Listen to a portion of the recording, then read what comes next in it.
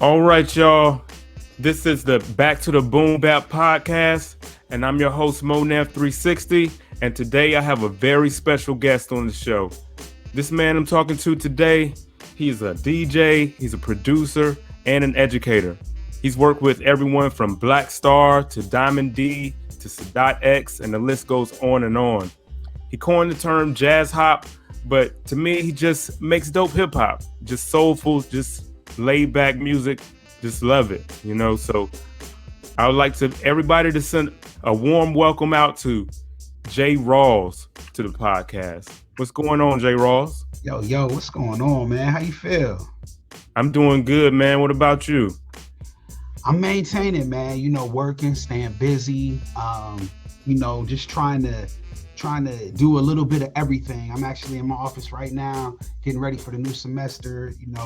Getting these syllabi ready. Getting ready to do my thing. Yeah. That's what's up. Man. And happy New Year to you, by the way. Same to you, man. Thank you. Yeah.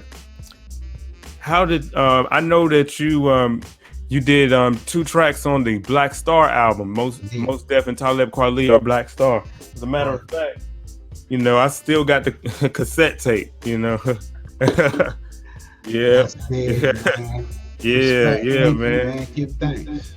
Yeah. So, what I wanted to know is, how did your relationship with Black Star begin that led to, you producing Brown Skin Lady and Yo Yeah on the album? Yeah, man. It really began, man, with my long catalyst partner Jay Sands, who introduced me to Dante from Mood. Okay, yeah. I met all those dudes from Mood, etc. Won a battle, and I ended up meeting Kweli and High Tech. Through all of that, them circles. I ran in those circles in Cincinnati when I was in college, and it just kind of blossomed from there, man. And one day Kweli was like, "Yo, give me some beats. Give me some beats." It's funny you got that cassette tape right there, because that's what I gave him, was a cassette tape of beats. Okay. Yeah. And he called me one day, man, with Mo singing in the background, and that was it, man. They had Brown Skin Lady. They was ready. Okay, yeah, that kind of leads into my next question. I was just kind of gonna ask you about specifically about Brown Skin Lady. So they picked that track from your cassette tape that you had beats on and stuff. Yes, indeed. That's what's up, man. Were you in the studio when they recorded it, or I was, man. We actually recorded it. It's probably the first song that we recorded. We recorded it in LA because Most was out there shooting some film. I can't even remember. Maybe Guardians of the Galaxy. I don't know. It was one of the film, man. He's a star. Yeah. he was shooting the film, so Raucus flew us all out there. Me, High Tech, and Kweli, and we went out there and we recorded it out there, man. It was dope, man. It was a great experience. We all know the iconic song Troy, you know what I'm saying? Yeah, shout out to Pete Rock, and yeah, Pete Rock and CL Smooth. So what inspired you to make your rendition of that classic song on Liquid Crystal Project? Yo, man, Troy is probably one of my favorite songs ever. One of my favorite hip hop songs, period. And so just when I got with the band, man, the guys in the band are so talented, man. B Jazz, Rob Riley, Sean Scott was drumming with us at the time. Eddie Bayer, Charles Cooper. When I got with those dudes, man, I was just floored by their talent. And and I don't play instruments, so them dudes was the stars in my mind. So I just, worked with them and kind of I directed. That's basically all I did, and they performed it. They just killed it, man. And then all I did was put it together, arranged it, etc. But okay, but that's where it came from, man. Just out of respect and love for that song. Okay, that's what's up. So as far as you work with the band on that whole album to Liquid Crystal Project is a band. Yeah. Okay, that's what's up. So you did you do any of the drums or I did the drums on that. Yeah, I did the drums on Troy. Yeah, I did because I flipped the same drums Pete did. Them. Okay. Yeah. Black and Proud. Mm-hmm. Yep. Yeah. Yeah, it kind of sounded like that too. It kind of gave me that feel, you know. And that's why I did it. It was kind of meant to be. It was on purpose. The same drums, but had them playing instruments on it, and that's what kind of did it. Yeah. And the song that you got called the best producer on the mic, you know, that song is so dope because you know that that classic Bob James sample, you know, the way you use that, and just how every MC on the song is a producer, you know. So how did that song come about? Because, man, I got a lot of producers that I love when they rap, and that's where that came from. I mean, you look at somebody like Diamond D, like Pete Rock, Oh No, Kev Brown is, oh my God, I love Kev on the beats or on the rhymes. Kev is literally everything, man. He's ridiculous. Yeah. And so, you know, it was like, that's how it came out of. And then, you know, there's a part 2 as well, which I really love because I got Knots on there, who's incredible. If you ain't heard him rhyme, incredible. Okay, I gotta check that. I don't think I heard the part 2 yet. I gotta part two is on I think that came out. Did that come on the Legacy? I think I put it on the Legacy as a bonus. My album that came out after that. Yeah. Okay, that's what's up. That's a super dope song. Got me wondering now. I don't know. No, I think it is on. It's on the Legacy. Let me see. I'm pretty sure. Yep. It's on the Legacy. Okay, the Legacy. All right. It's on that one. Yeah, y'all think it's all good till I snap and then a nigga flip. Fuck trampolines, we're talking full magazines with a centerfold resembling bananas. I bet this right here teach your monkey ass some manners. You can tell by my grandma I'm on a high scale than those pianos that you playing on. Niggas, lunchtime, I'm gone. All right, I would definitely be checking that one out. Go check for it. And when I hear your beats, you know, they just have like a jazzy, laid back, soulful style. So like, how did you like initially develop your musical style? You know, that's a great question. I think it really just came from enjoying the music. You know, I really was I'm a fan of hip hop. You know, I'm not really gonna sit here and act like I'm like an expert or anything, man. I'm just the kind of dude who I love it. I'm a fan. I grew up in it. So I think it mainly came from just being a fan and just listening. Also probably from my dad, you know, listening to my pop's records and growing up in the household where that's all he did was play music. So I grew up on it.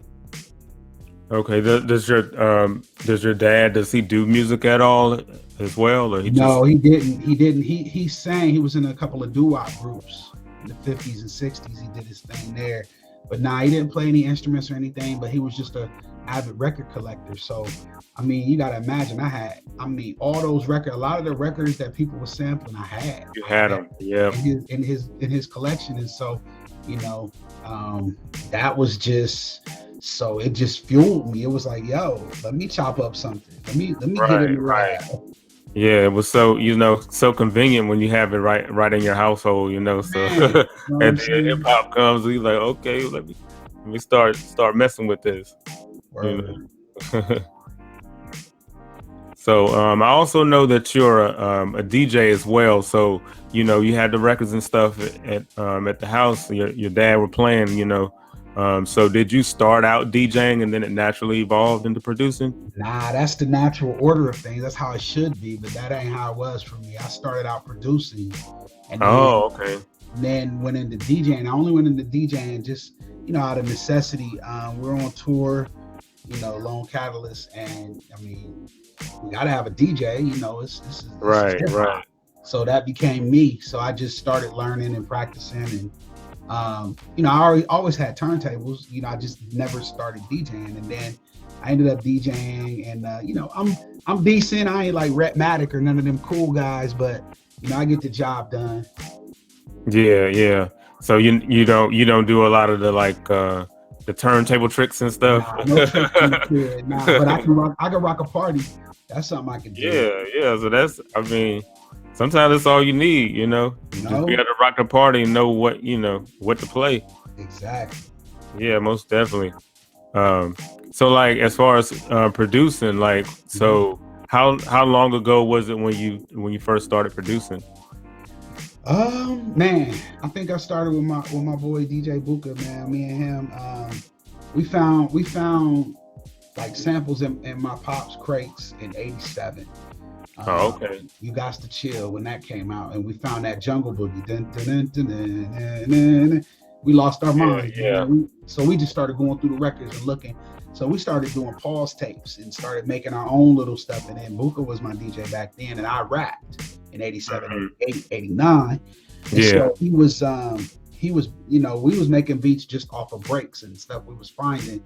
And that was because we didn't have equipment. We was little kids. We didn't know what we was doing. Right. And then I got a Casio SK5 sample. Ended up using that, learning how to make stuff on that and program and do sequences. And that was my first lesson. And then I learned on the EPS 16 Plus. A friend of mine had that. And then from there, the ASR 10. And then that was all she wrote. I started making beats. Okay. ASR 10. I got my first piece of real equipment in '94, the ASR 10.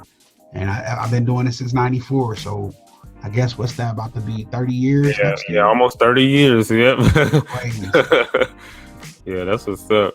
That kind of leads into a question that I have, like your production weapons of choice. Like you talked about what you started out with. What was that? The Casio SK5. SK5. Okay. And like, what were you using when you did the beats for Black Star? The ASR 10. ASR 10. Yeah, okay. And Sonic ASR 10. I was using that up until about last year, and I still have it, use it. I use the MPC 2000, sometimes the XL, and I use the Roland SP 404 sometimes. Mm-hmm. But my main weapon of choice nowadays is Serato Studio. Okay. Yeah, Serato Studio is very intuitive. It reminds me so much of the ASR. It's got the same distinctive qualities, and I just took to it like a fish to water. I once I started playing with it, I fell in love. So that's my weapon of choice today, man. That's what I go in on. Okay, so with Serato sample, like, so do you use like another DAW with it? Serato Studio. Serato's. Oh, okay. So you use the Serato Studio to like lay the tracks out and stuff. Yeah, I don't even use sample. I've never even tried sample. I don't need to because Serato Studio does everything I need. Okay. And then and actually, man, to be honest, I've been mixing inside of Serato Studio. Mm-hmm. Because normally what I thought I would end up doing is taking it to Pro Tools and then mixing it and blah blah blah. But it's got a pretty decent. So they really even got a good mixing suite inside. It's got a good mixer. It's got good effects. It's got good compressor, a limiter. It's got everything I need to make the beat sound how I need them to sound. So. Okay, so you could just like right out of that, you could pretty much do everything. Right out my latest single, I believe. Okay. My latest single, the house single I just did on Push the Fader is called I Believe. And that came straight out of Serato Studio, nothing else, straight to the mastering session to the vinyl. Okay.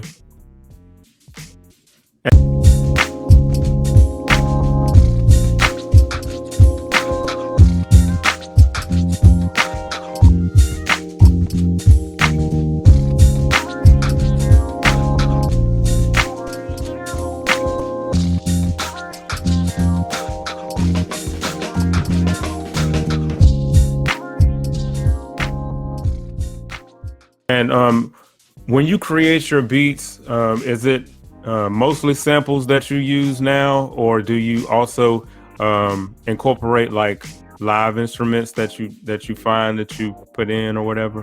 It's a combination of both. I'm a hip hop dude, so I'm a sampling artist. If I hear, I need to hear a sample in there like that. For me, that's the ultimate. Yeah, that feels good because it's just bringing that nostalgia, man. Bringing a piece of the old to make it shine and make your stuff sound good. So I need a sample in mind. That's what I'm looking for. Most definitely. Yeah, I feel the same way. That like that's the tradition. That's what hip hop started on. So like I make beats and stuff too, and that's mostly what I do is incorporate samples with it, break beats and all type of things like that. You get it. You get it, bro. Yep. And I found that you coined the term jazz hop. How would you define that term as it pertains to your production? Man, we started using that when we did the first Liquid Crystal project in 2006, because we were really trying to make jazz music with hip hop beats, and that's really what it was. So it was hip hop drums, that boom bap, right? That boom. Yep. Right. You want that, and then you want the jazz instruments right over it, man. And that's what jazz hop was for me. It's inspired by native tongues, Right. I figured that. Yep. Tribe Called Quest. De La. Yeah. De La Soul. It's inspired by that, but it's really just that feel. Like it should feel like hip hop with jazz instruments. Most definitely. Yeah. So I that's what I kind of figured that you what you were going for, because I can definitely hear it in your music, Indeed. And I should be referring to you as Dr. Rawls, because you obtained your doctorate degree and you've been teaching at a university. So could you talk about like what you teach there and like for how long that you've been doing that? Indeed, man.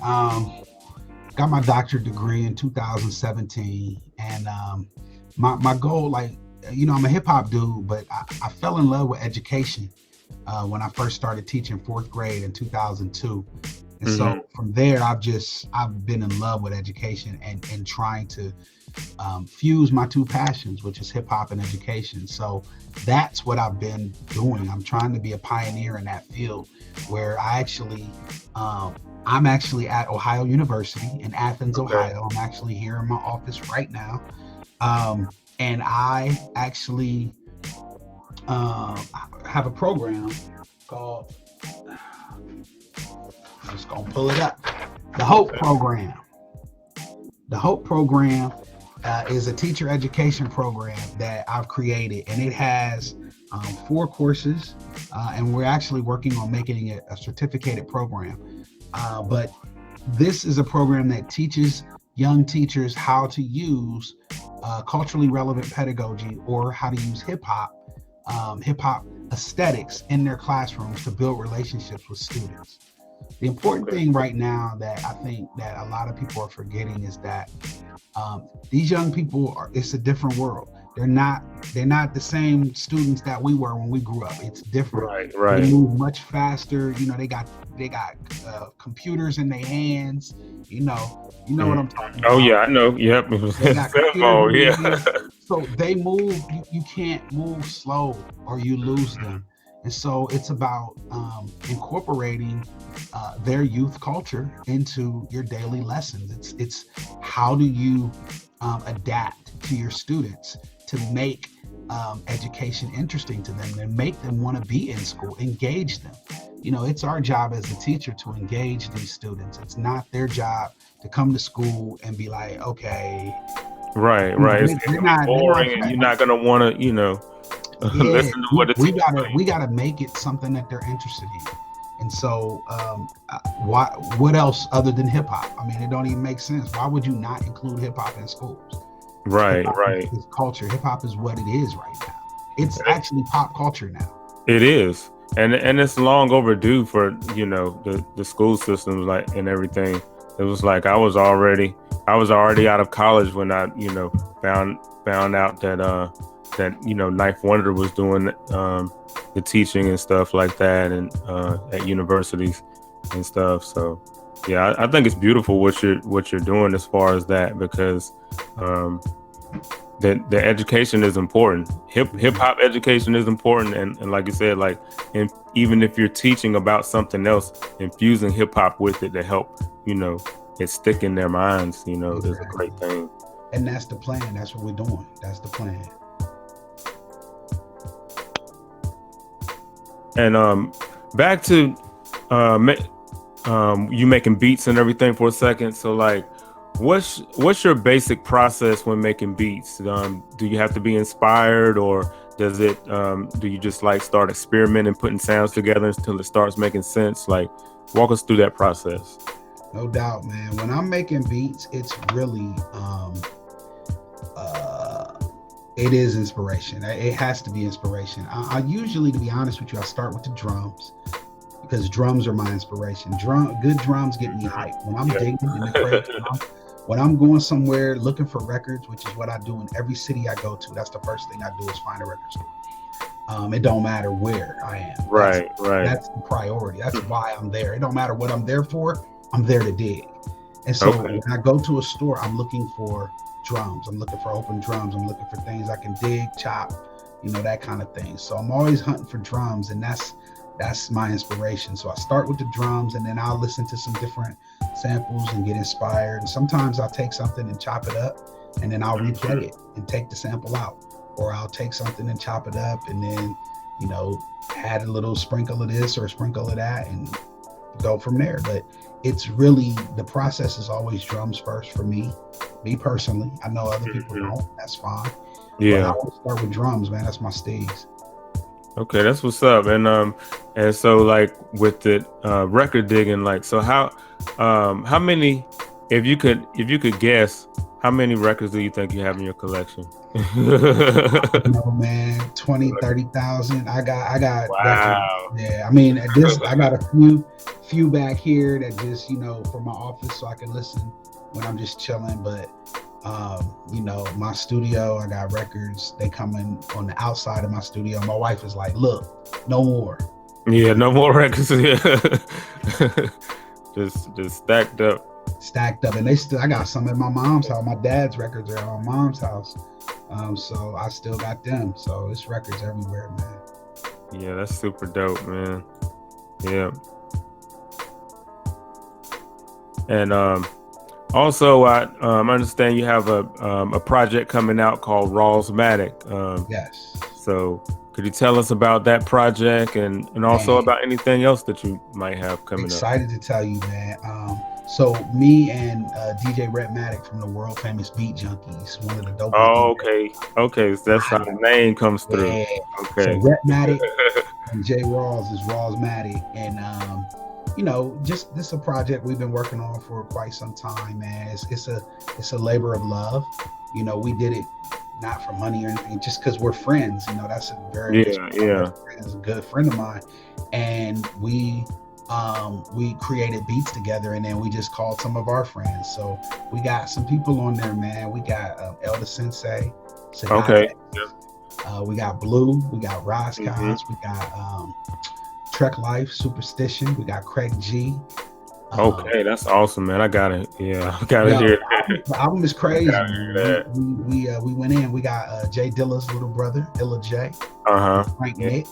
I see you got the Dilla time. Yep, got a Dilla time book. Yep. You know what it is, but that's fam. All we did was call fam, man. We just called people we knew and just did it like that, man.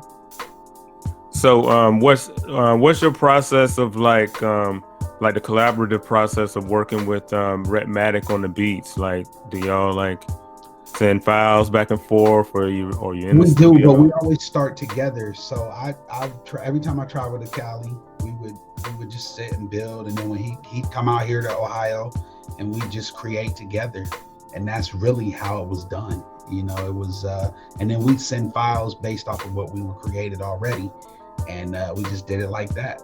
But I really like to be in the room with someone as much as I can, if I can. Right. I think it comes out the best that way when it's, when you're live bouncing ideas around, that type of thing,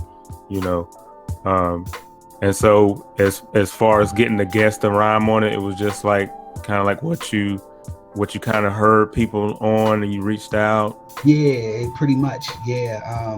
Like for instance, Craig G was in my studio in Ohio recording for somebody else, and I was talking to him about the project. He was like, oh yeah, Red, that's my and so we was just talking, and so I just played him a beat, and he was like, Yo, he wrote it like it took him 15 minutes. Wow. 15 minutes. He was in the booth and he spit it in my booth in Ohio. And then he went home and he was like, yeah, I don't like it. So he respit it at the crib and sent it back. That's what's up, man. Yeah, that's super dope, man. Yep. And so like and also like I wanted to ask you, when you did your work with Black Star, were you signed to Rawls too, like as like a okay? Nope, I've never been signed to a major label, man. I've never had a major label. I've never had a deal. I've never had anything like that. It's just I just been hustling. I'm a hustler. I'm a hustler, homie. So shout out to Cassidy. Yo. But yeah, so do you like it as all in all, when you look at it, do you like it better that way that you've been independent your whole career? You think a little, not really. I mean, it don't matter, I guess. I mean, you know, it'd be nice to have that machine behind you. You know, when you got that machine behind you, you can do more. You get more opportunities. But when you're independent, that ain't terrible either. It's just hustling. It's more hustling, more work. Yeah, it just depends. Yeah, it just depends on what what you're looking for. Because I'm pretty sure it's pros and cons with Correct. either. You know, right? Definitely. Well, all right, J. Rawls. Like, I've definitely enjoyed, sitting here and chopping it up with you. I know you're busy and got a lot of good things coming up.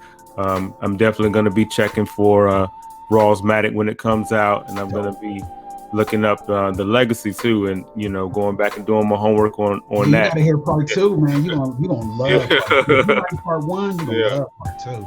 Yeah, most definitely. Indeed.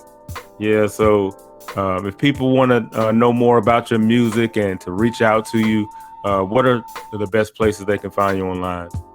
The best place, man, is Instagram and Twitter at JRawls82, JRAWLS82. And then, websites, PolarEntLLC.com. Also, my education website with my partner, John Robinson, it's JR.com. So ITSJAYARE.com. So, yeah, I'm out there, man. Let's work. That's yeah, most definitely. Yeah, I really appreciate it. No doubt, man. No doubt. Let's keep pushing. You have a great rest of your day, J. Rawls. You too, brother. Peace, man. All right. Peace.